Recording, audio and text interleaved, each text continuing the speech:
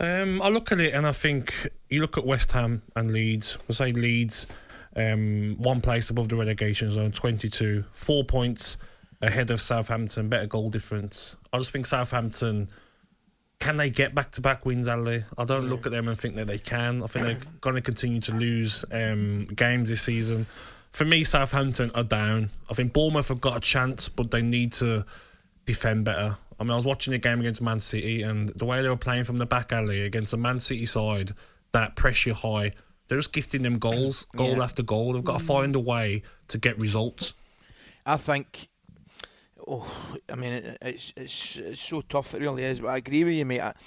I've said, I think, it's a crazy thing to say about a team that just went to Chelsea and won Southampton, but I don't see enough goals in them to keep them up, and I think Bournemouth are going to struggle as well. And I said, you asked me the question last week, would you? And I went all the way up to Forest, actually. I think Palace will be okay. I know you're quite right to bring them into the equation because they're only 2 points above Forest. But I think the next 3 or 4 games for Forest are absolutely vital. You know, they've been doing okay picking up points here at home and things like that. But that was a pretty going over. They go into the second half at West Ham. And I would go up to 13th and say next 3-4 games for Forest will be vital. Just focusing on Everton for a moment, difficult to get yourself out of trouble when you're not scoring goals. You can kind of make yourself as solid as physically possible, and he came in, got the win against Arsenal. Since then it's been win-loss, and we're not really sure where they are at the moment. How would you analyse that'll be good enough to keep them up, by the way. I mean, that kind of form will be good enough to keep them up. Don't worry about that. One loss. If they can do that, and you would think at home, I know it was a sore one against Villa, but Villa are more than capable of doing that to MD, let's be honest about it. I just think goals are a problem for Everton as well. There's no getting away from it. But I just think the Sean Dyche mentality, he'll rally them, he'll get the whole place. We've seen Everton fans before. Ali, you say that though, Ali, but like you didn't see that on Saturday, and it's a home game against Aston Villa, and they were toothless.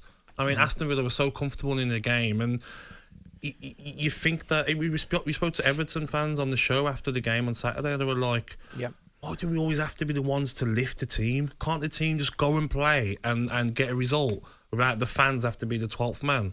So I do think Everton will scrape through, but they've got to find a way of getting these points, Ali, because they're toothless going forward. Do they sit back and play Demarai Gray as a false 9 if Calvert-Lewin's not ready and find a way to win 1-0? You're right, because that looks as though it's the only way they're going to win. We all watched them against Arsenal, and I thought that this was the way that Everton were going to play at home in particular. You know, they'd be really, really difficult to beat. The passion, the work rate, everything be there.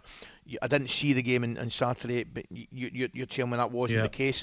But you've got a concern when you're looking at your team and you're maybe thinking that your best chance of a set goals coming for a set play from maybe one of your central defenders and things like that. That's a big concern. I think as well, Laura, Ali, a big thing for me as well is relegation battle. Going through a couple myself, and the one where we stayed up, Tim Sherwood come in. He made training hard, but he made it fun. He added that team bonding as well. You know, you do things as a team. If you've got a team of happy players, Ali, and people might say, oh, you should be happy going into work and getting paid this money, but you've got to go in there. And even Everton, after losing against Villa, on Monday morning, it's got to be gone. 100%. And Sean Dyche has got to get that fun back in training and 100%. Say, you know what, that's gone. To stay up, we're going to need a team full of everyone on a right page. Get your top players in the change room, Ali. At Villa, Tim Sherwood come in and he got me, Delphi, Benteke in his office, and he was like, you guys are going to be ones that keep us up. I need you. You're the voice in the change rooms, the big players. And we stayed up that season. Sean Dyche has got to do it with Calvert-Lewin. Come on, I need you. I know you're getting a few knocks, but come on, try and get through games with when you're 90%. I've said for, since a year dot, right? A happy dressing room doesn't guarantee you success, but I tell you what, it doesn't half help. Yes. It does not half help. You look at the successful teams, right, over any era, any period, you can guarantee that the vast majority of them have got a good group of boys who got on well and they're happy in each other's company. Let's go to the phone lines because Tony is an Evertonian and he's given us a call. Good morning, Tony. Good morning, Tony. How are you, mate? Hello, lads. All right. Gabby, what are you on about, lad? In what way? Which part? Everton was toothless on Saturday. What game did you watch, mate? A game where Aston Villa won comfortably.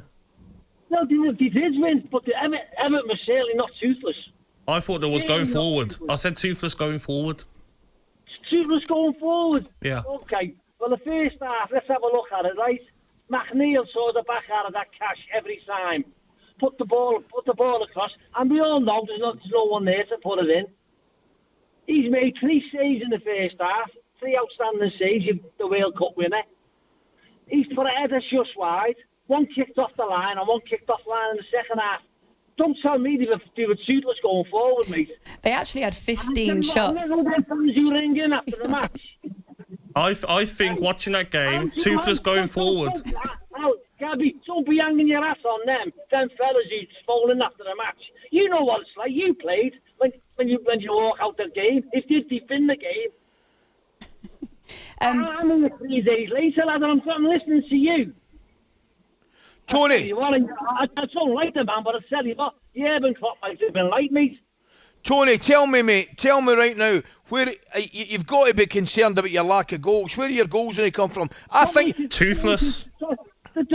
Totally consider. Listen, well, that's not the fans' fault. And you're saying the fans have to raise them. The fans got on the phone and have to raise the team.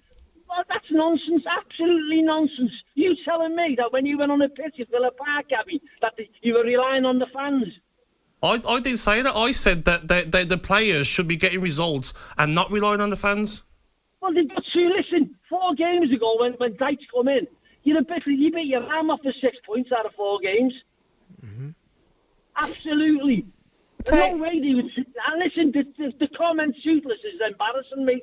Tony, wait there. I'm gonna do the stats, and you guys can make of it what you will. They actually had pretty much the same expected goals in that game than Aston Villa did. They actually had more goal attempts, so 15 shots. 5 of those were on goal, which is the same number as Villa. But Villa only had 9 shots in general. But it was Villa that scored 2 goals and Everton that didn't. Does that back up your point? Does it disagree with your point? Are you saying that they need to be more clinical? Scoring. Yeah, they didn't look scoring to me. Yes, they had chances, but going forward, Neil Maupay is not the answer.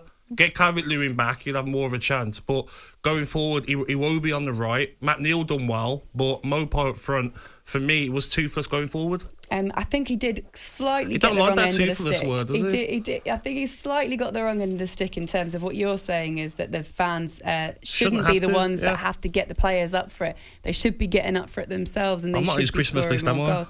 Tony, Tony, sit down, have a cup of tea, cool off a little bit. Right, let's talk about Everton now, because we've got Arsenal-Everton. That's exclusive coverage in the Premier League tomorrow night on talkSPORT, and we can still talk to Everton fans this morning because Gabby was mentioning earlier on toothless. They're not scoring any goals. It really prompted a couple of calls from you guys. Let's go to Anthony, an Everton fan. Good morning, Anthony. Good morning. Morning. Are you there? Hello, how are you doing? How's Gabby? Is he all right? I'm great, Tony. I'm great. Brilliant. Tony's back for round 2. Yeah, see, Gabby, you fall for anything, you know what I mean? A little change in the name from Tony to Anthony. Have you calmed down, Tony? Listen, calm down. Listen, yeah, I'm calm down. Listen, I'm calm down, but Good. The facts are the facts, Gabby. You were out of order, mate. You were wrong. Your assumption of that game was wrong, mate. I disagree, but you can have your opinion, mate. That's why I rang you. Tony, you got to answer my question, mate. 15 shots, 5 on target, 0 goals. I tell you, Tony, I think you'll be fine. I do think you'll be fine, but I'm concerned about the fact that I'm looking at Everton right now, and I'm worried that their best opportunity of scoring is at a set play, maybe a centre half or something like that. You've got to get goals in your team, mate. Well, listen, it's not for the ones to try, and listen, I'm the biggest critic, Ali, but on Saturday they played well, especially that first half. Yeah. And they put Villa right on the back foot, and up until the penalty even, there was only one team going to win it. But Tony, the question is, are they toothless? Because if you look at all the results, when was the last time you scored more than 1 goal? Well, it depends how you describe toothless, Laura. Well, why don't you describe it to me? Why don't you tell me what you think it means? Well, let me just put my teeth in. Can I borrow them after you?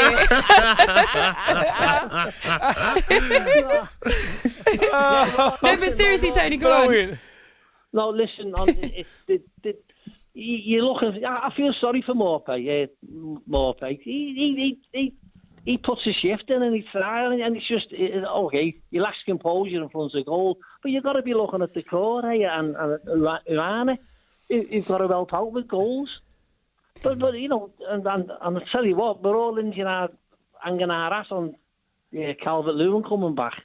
Mm-hmm. Tony, I've got a stat here for you. The last time Everton scored more than one goal was against WS Wanderers in Australia in a friendly during the World Cup. You won 5-1. Yeah. Was it? Who told you that? I found it on Google. You